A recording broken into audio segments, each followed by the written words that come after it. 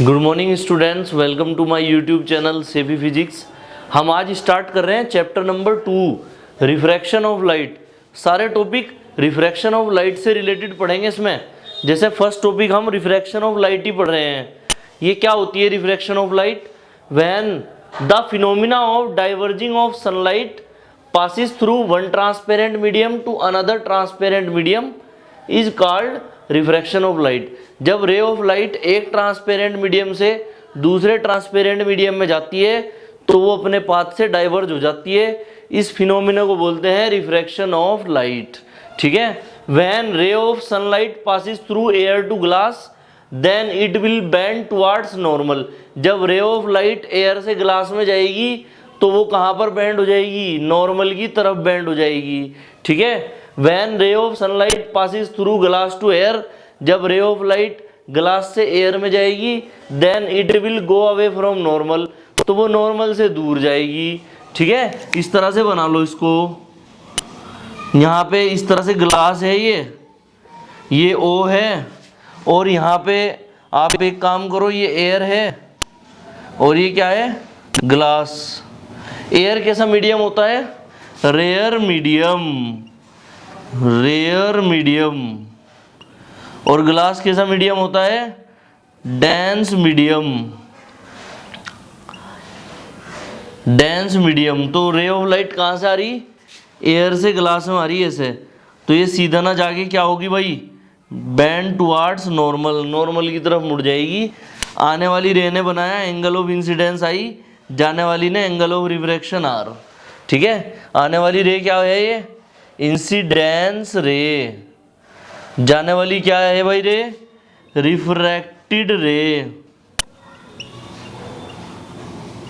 इसके बाद ये जो है परपेंडिकुलर, ये है नॉर्मल।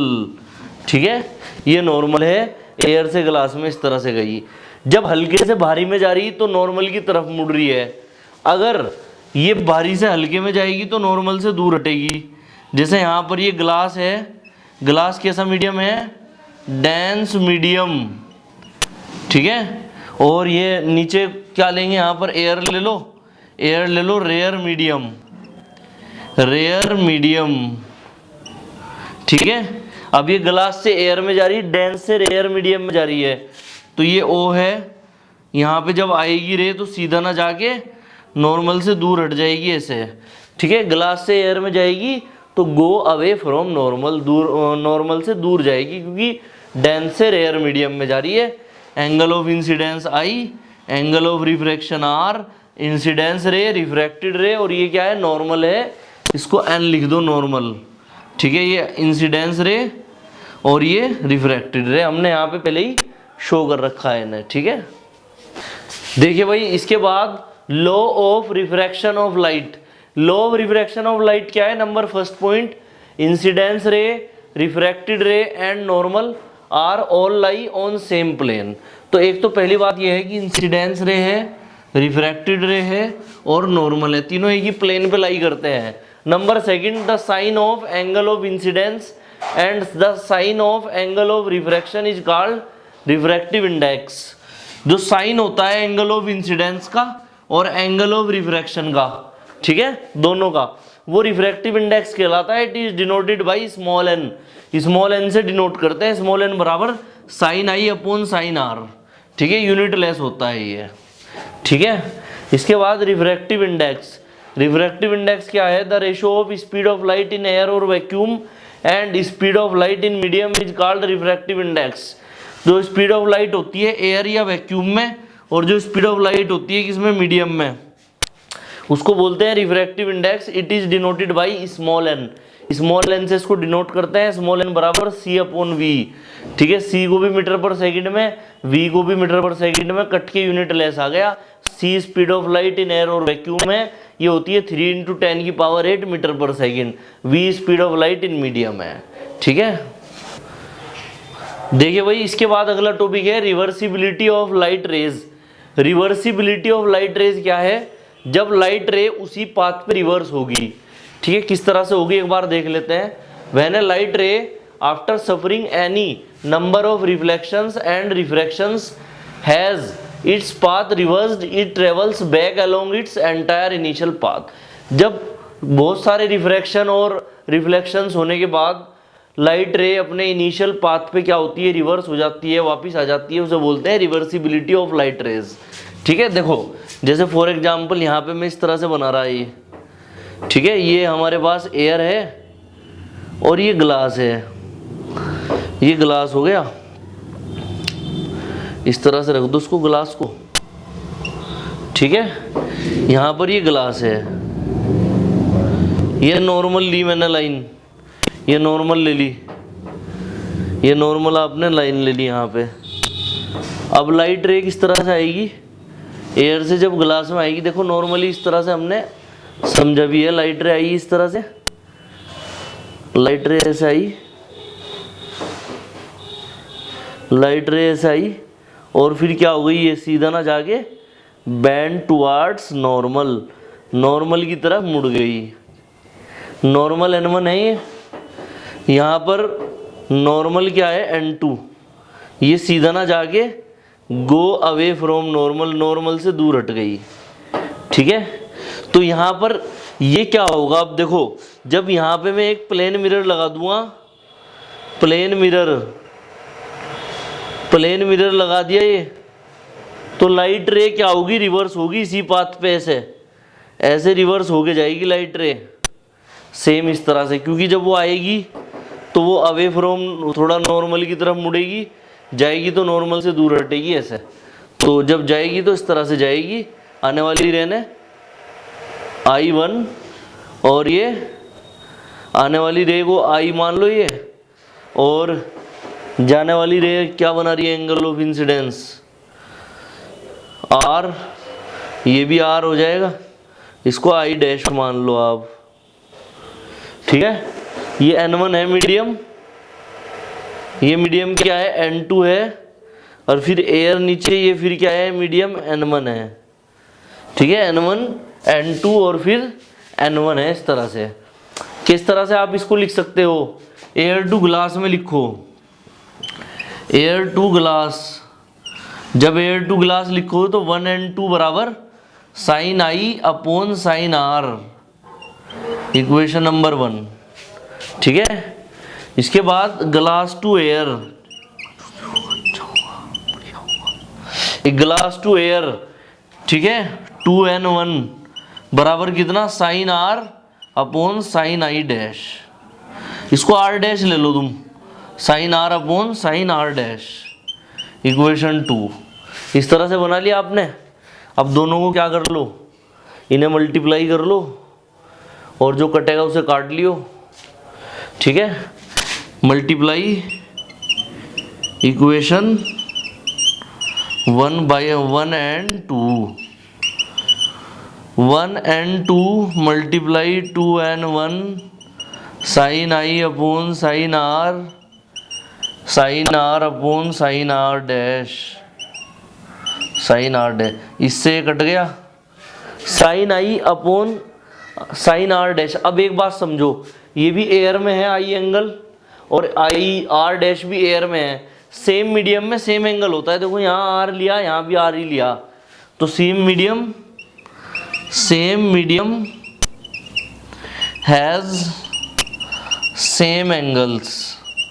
तो से एक ही रे जो होती है ना, एक ही रे सेम मीडियम में, यहाँ तो हमने पहले से ले रखा था R और R, यहाँ पे अब हम I और R डैश को बराबर रख लेंगे, तो I इक्वल्स टू कितना, R डैश, तो ये आ जाएगा कितना, 1N2 2N1 sine I, R dash की जगह साइन I, इससे कट गया 1 टाइम्स, इसको ले जाओ नीचे, तो ये हो जाएगा कितना, 1N2 इक्वल्स टू 1/2N1, ये आ जाएगा। ये फॉर्मूला आ गया रिवर्सिबिलिटी का, कि सेकंड मीडियम का जो रिफ्रैक्टिव इंडेक्स है 1N2 वो इक्वल है 1 मतलब रेसिप्रोकल के जो फर्स्ट मीडियम का रिफ्रैक्टिव इंडेक्स है, मतलब सेकंड मीडियम का पहले के रेस्पेक्ट में इक्वल्स टू 1 फर्स्ट मीडियम का दूसरे के रेस्पेक्ट में।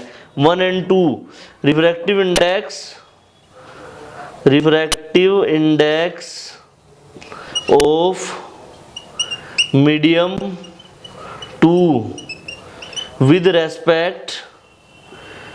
रेस्पेक्ट टू मीडियम 1, ठीक है। 1 and 2 का तो मतलब ये है, 2 and 1 का मतलब है refractive index of medium 1 with respect to medium 2, और 2 and 1 का मतलब ये है, ठीक है। इस तरह से लिख सकते हैं। देखिए भाई, इसके बाद अगला टॉपिक है refraction through parallel multiple media, ठीक है। बहुत सारे मीडियम है, उनके थ्रू रिफ्रैक्शन कैसे होगा। सपोज ए लाइट रे OA travelling in a medium 1 is first refracted along AB। एक लाइट क्या है, OA है, और ये पहले कहाँ पे मीडियम 1 में रिफ्रैक्टेड हो रही है, AB के अलोंग, ठीक है, इन मीडियम 2 में। And then along BC in parallel medium 3, फिर BC के अलोंग पैरेलल मीडियम 3 में, ठीक है। And finally emerge along CD in its initial medium 1 then, फिर वापस मीडियम 1 में आ गई है, ठीक है, इनिशियल मीडियम में। देन उसके बाद देखो ये इस तरह से बोल रहे हैं कि भाई पहले ये लाइट रे आई और ये सीधा ना जाके, क्योंकि डेंस मीडियम में आ रही, नॉर्मल की तरफ को क्या हो गई, रिफ्रैक्ट हो गई। यहाँ बना लो इसे आप, नॉर्मल को, नॉर्मल हम यहाँ पे बना लेते हैं। ये हो गया हमारे पास नॉर्मल N2, ठीक है। अब ये ग्लास है, ये एयर है, एयर से वाटर में गई, वाटर से ग्लास में गई, फिर एयर में गई, तो अब वाटर में आ गई। वाटर से बाहरी कौन है, ग्लास है, तो सीधा ना जाके क्या होगी, बेंड टुवार्ड्स नॉर्मल, फिर नॉर्मल की तरफ मुड़ जाएगी। मुड़ गया नहीं, नॉर्मल की तरफ मुड़ गई इस तरह से N3, ठीक है। फिर सीधा ना जाके क्या होगी, फिर नॉर्मल से दूर हट जाएगी, ग्लास से एयर में जा रही तो नॉर्मल से दूर हट जाएगी, ऐसे, ठीक है। ऐसे चल गई लाइट रे। ये जो OA है, OA ये पहली लाइट रे आई, लाइट रे फर्स्ट आ गई, फिर AB ये दूसरी आ गई, फिर BC ये कौन सी आई, BC तीसरी आ गई, और चौथी फिर फाइनली CD। इस तरह से आ गई। एंगल ले लो यहाँ पर, इसको कंसीडर कर लेता हूँ। Angle of incidence I, angle of refraction R, angle of incidence यहाँ पर भी R होगा। क्यों, क्योंकि अभी समझा था कि सेम मीडियम में सेम एंगल, ये बात ध्यान रखो, सेम मीडियम सेम एंगल। एक ही लाइट रे तो है ये, एक जो लाइट रे होती है वो एक मीडियम में एक ही एंगल बनाती है। तो आई यहाँ R है तो यहाँ R है, फिर यहाँ पे मान लो ये R डैश मान लेता हूँ मैं, यहाँ पे भी R डैश है, ठीक है। फिर ये वाला I हो जाएगा, क्योंकि एयर में आई, एयर में आई, ऐसे लो आप इसे। तो सबसे पहले कहाँ, air to glass, air to water लो, पहले तो वाटर है, एयर टू वाटर मतलब N1 से N2, ठीक है। मीडियम कहाँ से कहाँ, N1 से N2 जा रहे पहले, तो 1 N2 बराबर sine I upon sine R, equation 1, ठीक है। इसके बाद water to glass N2 to N3, तो इसको लिख लो 2N3 इक्वल्स टू साइन, आने वाली रे ने क्या बनाया, R डैश, नहीं ये R है, ये वाला R डैश है, तो साइन R आने वाली ने sine R upon sine R dash, equation 2। फिर ले लो ग्लास टू एयर मतलब N3 टू N1, फिर यहाँ पर हो जाएगा 3N1 sine R dash upon sine I, equation number 3, ठीक है। मल्टीप्लाई कर लो तीनों इक्वेशन को, मल्टीप्लाई इक्वेशन 1, 2 and 3, 1, 2 and 3, ठीक है। और 1 and 2, 2 and 3, 3N1 बराबर sine I upon sine R upon sine R dash, ठीक है, sine R dash upon sine I, sine I से साइन I, साइन R से sine R, sine R dash से sine R dash 1, ठीक है। अब ये आ गया कितना, 1 N2, 2 N3, 3N1 equals to 1, इस तरह से आ गया। नहीं, इसको कैसे लिख सकते हैं हम, पहला मीडियम क्या है, एयर, दूसरा मीडियम ग्लास, ग्लास का G, एयर का A, और तीसरा मीडियम क्या है, नहीं दूसरा है वाटर, और तीसरा क्या है, ग्लास, ग्लास का जी। तो हम इसको ऐसे लिख सकते हैं कि ANWWNG GNA इक्वल्स टू 1, ऐसे लिख लो। एक और दूसरा तरीका भी है इसका लिखने का, 1n2 और 3n1 को नीचे ले जाओ तो 2n3 इक्वल्स टू कितना, 1/1n2 मल्टीप्लाई 3n1, 3n1 ऊपर जाके 1n3 हो जाएगा, तो 2n3 इक्वल्स टू 1n3/1n2। ठीक है, ये हो गया। ठीक है, अब इसको क्या लिख सकते हैं, 2 की जगह पर W, 3 की जगह पर G, WNG इक्वल्स टू, ठीक है, ANG/ANW। ये आंसर आ गया फाइनल, हैंस प्रूव्ड। ये फॉर्मूले प्रूव कर दिया हमने इसके लिए। ठीक है, देखिए भाई इससे अगला टॉपिक है क्रिटिकल एंगल।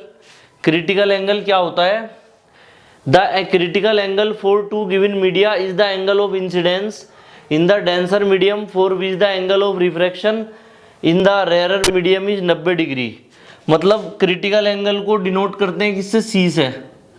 ठीक है, C बराबर किसके इक्वल होगा, जो क्रिटिकल एंगल है is the angle of incidence है, I के इक्वल होगा जब R इक्वल्स टू 90 डिग्री होगा, R 90 होगा जब C इक्वल्स टू I के इक्वल होगा।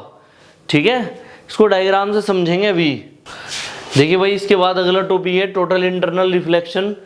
टोटल इंटरनल रिफ्लेक्शन क्या होता है, when a ray of light travelling from a denser medium to a rarer medium is incident at the interface of the two media at an angle greater than the critical angle.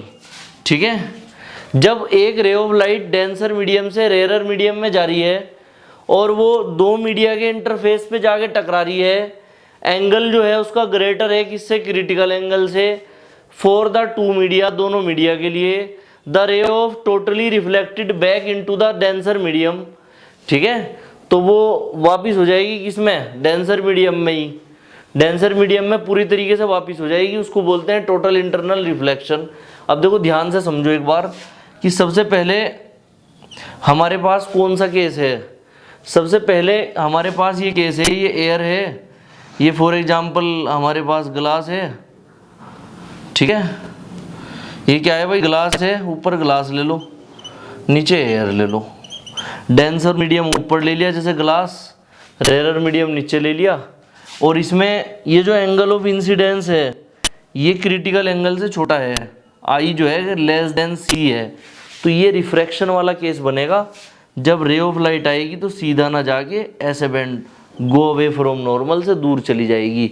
ठीक है, ये I angle of incidence, angle of refraction हो, incidence ray, refracted रे, ये normal N, और ये कौन सा केस है, refraction of light, refraction of light वाला केस है। अब दूसरे केस की बात करते हैं, जब I C के बराबर हो जाएगा तो R 90 डिग्री हो जाएगा। कैसे, देखो ये दूसरा केस है, ये ग्लास है, ये नीचे क्या है, एयर है, ये O है, आने वाली रे है, यहाँ पर आने वाली रे इस तरह से चल जाएगी ऐसे, मतलब जो I है वो तो C के बराबर है और R जो है वो 90 डिग्री के बराबर है, और ये नॉर्मल है। ठीक है, ये नॉर्मल है इस तरह से। तो ये क्या है भाई, लाइट इमरजेंस वाली कंडीशन है, लाइट इमरजेंस। ठीक है, थर्ड केस जो है इसमें, थर्ड केस क्या है, थर्ड केस इस तरह से है कि ये हमारे पास ग्लास है, ये ग्लास हो गया, ये नीचे एयर है, रे ऑफ लाइट आई इस तरह से, और आई जो है एंगल ऑफ इंसिडेंस क्या है, ग्रेटर देन सी है, सी से बड़ा है, तो ये रिफ्लेक्ट बैक हो जाएगी वापिस इसी मीडियम में, वापिस चल जाएगी। ये है total internal reflection, total internal reflection जिसको बोलते हैं TIR। क्या बोलते हैं, TIR, TIR शॉर्ट में बोलते हैं इसको। तो इसमें I जब C से बड़ा होगा ना, angle of incidence greater than critical angle, तो ये रिफ्लेक्ट बैक हो जाएगी। इसके बाद relation between refractive index and critical angle, refractive index और क्रिटिकल एंगल के बीच में relation. If the rarer medium be represented by 1 and the denser medium by 2, अगर रेयर मीडियम को 1 से रिप्रेजेंट करें और डेंसर मीडियम को 2 से, देन बाई स्नेल्स लॉ, तो स्नेल्स लॉ के द्वारा the refractive index with respect to the denser medium is given by, तो रिफ्रैक्टिव इंडेक्स जो डेंसर मीडियम के द्वारा है वो इस तरह से होगा। क्या पढ़ा आपने Snell's law? 2n1 equals to sine I upon sine r, क्योंकि दूसरे से पहले मीडियम में जा रही है रे इसलिए, तो इसको 2n1 साइन आई की वैल्यू c, साइन आर कितना 90 डिग्री, ठीक है। 2n1 को लिखते हैं 1 upon 1n2 sine c upon sine 90 की वैल्यू 1, इसको सही करके लिख लो, तो 1n2 ऊपर 1 अपॉन साइन c नीचे, तो इसको लिख लेंगे n equals to 1 upon sine c, ठीक है, यूनिट लेस, ठीक है, ये आ गया रिलेशन दोनों में। n refractive index, c critical angle, n equals to 1 upon sine c, ठीक है, हैंस प्रूव्ड, हैंस प्रूव्ड। देखिए भाई इससे अगला टॉपिक है examples of TIR from daily life, daily life से TIR के एग्जाम्पल्स। नंबर फर्स्ट है test tube in the water appear shining, water में एक टेस्ट ट्यूब रखी हुई है वो शाइनिंग करेगी, क्यों करेगी? टोटल इंटरनल रिफ्लेक्शन की वजह से, ठीक है। अब इसको पढ़ लेते हैं एक बार। If an empty test tube is kept in beaker containing water, एक बीकर जिसमें वाटर है उसमें एम्प्टी टेस्ट ट्यूब को रख दिया, ठीक है। Now it is tilted gradually in a certain position, किसी पोजीशन में धीरे धीरे क्या हो रही है? टिल्ट हो रही है, मुड़ रही है। When seen over the beaker, जब बीकर के ऊपर से देखते हैं, the surface of the test tube appear shining, जो सरफेस है टेस्ट ट्यूब का वो शाइनिंग करता है एज सिल्वर, सिल्वर की तरह। If water is filled in the test tube then it will not appear shining, अगर वाटर फिल्ड है टेस्ट ट्यूब में शाइनिंग नहीं करेगी, क्योंकि वहां पर टोटल इंटरनल रिफ्लेक्शन नहीं होगा, ठीक है। इसलिए अगर वाटर फिल कर दिया, अगर वाटर नहीं फिल किया, ये ग्लास ये क्या है? वाटर है, वाटर है, फिर वो वाटर ही अंदर हो जाएगा तो टोटल इंटरनल रिफ्लेक्शन नहीं होगा। एक लेयर ग्लास की आएगी बस बीच में जो टेस्ट ट्यूब की है। टोटल इंटरनल रिफ्लेक्शन क्यों हो रहा है? जब ये खाली ट्यूब है, यहाँ पे इसमें एयर है, इसमें एयर है और बाहर क्या है? वाटर है, और रे जो आएगी वो कहाँ से आएगी? वाटर से एयर के इंटरफेस पे आएगी या नहीं आएगी? वाटर से किस पे आ गई? इस ग्लास के इंटरफेस पे आ गई जिसके अंदर एयर है। रे इस तरह से गई, ऐसे जाके रिफ्रैक्ट हुई, फिर रिफ्रैक्ट हो गए ऐसे परपेंडिकुलरी ह्यूमन आई में चली गई, ठीक है। तो बार बार रिफ्रैक्ट हो रही है रे, इस वजह से टोटल इंटरनल रिफ्लेक्शन हो रहा है यहाँ पे, क्योंकि वाटर से एयर में जा रही है इस तरह से, ठीक है रे, तो इसलिए वो अपीयर शाइनिंग होगा, यहाँ पर शाइनिंग दिखाई देगा जैसे सिल्वर। इसके बाद second, shinings of cracks in glass, glass में जो क्रैक होते हैं वो शाइन करते हैं। When the glass fixed in a window gets crack, जब विंडो में ग्लास लगा हुआ क्रैक करता है। A thin layer of air enters in the space between two layers, दो लेयर के बीच में थिन जो लेयर है एयर की वो एंटर करती है, ठीक है, of glass due to these cracks, इन क्रैक्स की वजह से ग्लास में दीज क्रैक्स अपीयर शाइनिंग, ये क्रैक्स कैसे दिखाई देते हैं? शाइनिंग। ये ग्लास विंडो है, ये अपीयर शाइनिंग, शाइनिंग दिखाई दे रहे, क्यों? ये क्रैक्स आ गया इसमें, ये क्रैक कैसा दिखाई देगा? शाइनिंग, क्यों? टोटल इंटरनल रिफ्लेक्शन की वजह से, ठीक है। फिर उसी तरह से ग्लास से एयर में जा रही है रे यहाँ पे, इसलिए टोटल इंटरनल रिफ्लेक्शन तभी होगा, ठीक है। और आई जो है सी से बड़ा है दोनों केसेस में, इसलिए हो रहा है टोटल इंटरनल रिफ्लेक्शन, और डेंसर से रेयर में जा रही है रे। देखिए भाई अगला क्वेश्चन है number third, A suit deposited ball appear silvery in the water, तो वाटर में जो सूट डिपोजिटेड बॉल होती है वो कैसी दिखाई देती है? सिल्वरी दिखाई देती है। Take a metallic sphere and deposit soot on its surface, metallic sphere ले लो और डिपॉजिट कर दो सूट इसके सरफेस पे, from a candle flame, candle flame से, ठीक है। Now suspend the ball inside water, water के अंदर रख दो बॉल को, कंटेंट इन बीकर, बीकर में। The ball appear silvery and shining, ball silvery और शाइनिंग हो जाएगी। ये बीकर है, ये बीकर है, यहाँ पर एक बॉल रख दिए और बॉल पे इस तरह से हमने सूट डिपॉजिट कर लिया कैंडल फ्लेम से, और ये क्या है भाई? वाटर है, इस तरह से ये वाटर है, ठीक है, ये वाटर हो गया। तो ये जो सिल्वरी दिखाई देगा जब बाहर से आप देखोगे ना इस बॉल को, तो suit deposited ball, suit deposited बोल रहे, सिल्वरी दिखाई देगी बाहर से। ये बीकर है, ये पानी है इसमें, ठीक है, बाहर एयर है, ठीक है। तो क्यों? क्योंकि यहाँ पर टोटल इंटरनल रिफ्लेक्शन हो रहा है, वाटर से एयर में जारी रहे, इसलिए, ठीक है। तो भाई चौथा केस है स्पार्कलिंग डायमंड। स्पार्कलिंग डायमंड के लिए फॉर द रे passing from diamond into air, रे पास हो रही डायमंड से एयर में, the critical angle is very small 24 degree, critical angle बहुत छोटा है, 24 डिग्री है।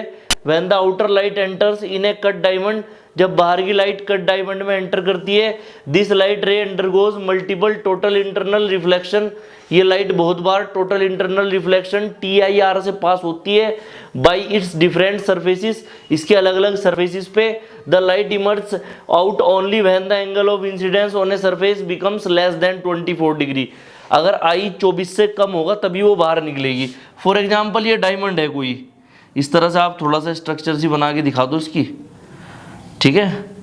ये डायमंड के हिस्से हो गए छोटे छोटे से, यहाँ पे ये डायमंड है फॉर एग्जाम्पल, ठीक है। लाइट रे एक बार एंटर कर गई यहाँ पे, तो ये अंदर ही घूमती रहेगी इसी तरह से।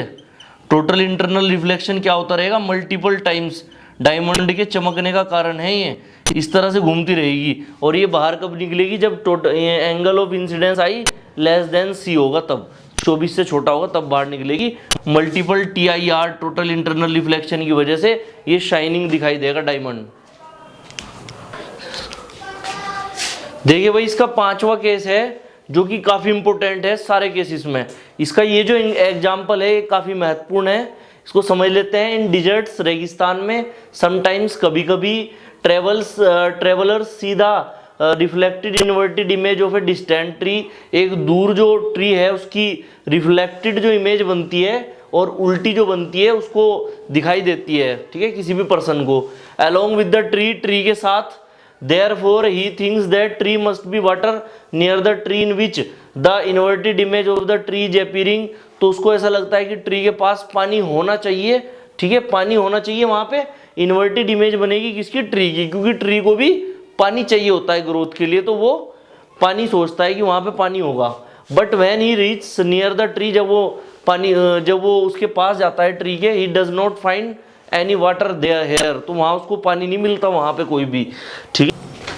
देखिए भाई इस तरह से यहाँ पर ट्री है ये, अब पर्सन को ऐसा लग रहा है कि ट्री के पास पानी है, ठीक है, क्योंकि टी की जो रिफ्लेक्टेड और इन्वर्टेड इमेज है वो दिखाई दे रही पर्सन को। तो यहाँ पर ये ट्री है, यहाँ पर नीचे सैंड है जो कि हॉट सैंड है, इसकी वजह से यहाँ नीचे वाली एयर क्या हो जाएगी? गर्म। ये एयर क्या हो गई? गर्म हो गई, तो ये हॉट एयर हो गई यहाँ पे। ऊपर वाली कंपेरेटिवली कोल्ड एयर हो गई। जब रे ऑफ लाइट आएगी ऐसे इसमें से, ट्री पे से रिफ्लेक्ट हो के आई रे ऑफ लाइट, तो रिफ्लेक्ट हो जाएगी ऐसे, क्या हो जाएगी भाई? रिफ्लेक्शन तो हो गई यहाँ पर, टोटल इंटरनल रिफ्लेक्शन बोलेंगे उसको, TIR बोलेंगे। और यहाँ पर जो पर्सन है, ये जो पर्सन यहाँ पर है, ठीक है, ये जो पर्सन यहाँ पर इन्होंने दिखा रखा है, ये कोई पर्सन यहाँ पर है जिसे ये रे टोटल इंटरनल रिफ्लेक्ट हो गई, इसे ये ट्री यहाँ पे दिखाई देगा। तो इसे पोजीशन क्या दिखाई दे रही? यहाँ पे दिखाई दे रही ट्री की, इस तरह से, ठीक है। तो जो इसको ट्री दिखाई दे रहा है वो कैसा है? इन्वर्टेड है और रिफ्लेक्टेड है, टोटल इंटरनल रिफ्लेक्टेड के बाद, और उसे ट्री के पास पानी दिखाई दे रहा, मतलब ट्री दूर है कहीं पे और उसकी इमेज नज़दीक दिखाई दे रही, इसको पास दिखाई दे रही, तो इसको पास में ऐसा लग रहा है कि पानी है यहाँ पे, ठीक है, जबकि ट्री दूर है, ठीक है, काफ़ी दूर है उससे। तो ये इसकी कैसी इमेज है? इसकी इन्वर्टेड इमेज है, ये उल्टी इमेज दिखाई दे रही है उसको, इन्वर्टेड इमेज। तो ये मिरेज कहलाता है। इस तरह का जो भ्रम हो जाता है, इल्यूजन जो हो जाता है रेगिस्तानी एरिया में, उसको क्या बोलते हैं? मिरेज, ठीक है। वीडियो को ज़्यादा से ज़्यादा लाइक करें, शेयर करें और चैनल को सब्सक्राइब करें। Thanks for watching my video.